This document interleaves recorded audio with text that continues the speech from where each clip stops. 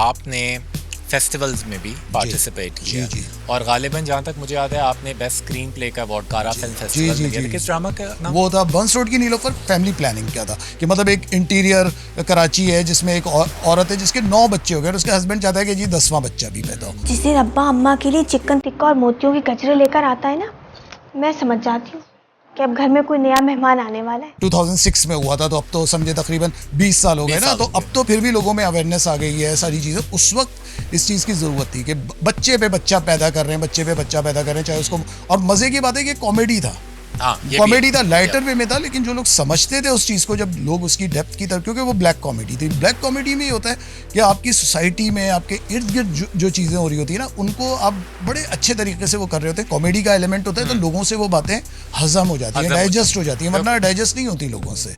निवाले निगला मत कर, चबा चबा कर खाया कर। अभी एक मुंह में होता नहीं है कि दूसरा मुंह में रख लेती है। पूरी फुप्पियों पर गई है अपनी। उनकी भी भाई बड़ी गैर इंसानी खुराकें थी। अम्मा अम्मा बोटी दे दे। अरे मेरी बोटी खा ले तू। अम्मा अम्मा बोटी दो। उसमें हिना को सपोर्टिंग एक्ट्रेस का अवार्ड मिला, मुझे बंस रोड की नीलोफर से बेस्ट स्क्रीन प्ले राइटर का मिला। तो फिर उसके बाद हिना का कामयाबियों का दौर शुरू हो गया। फिर उसके बाद जाहिर सी बात है हमने बहुत सारे टेलीफिल्म्स की, उसके बाद कुद्दूसी साहब की बेवा किया हमने हिना के साथ।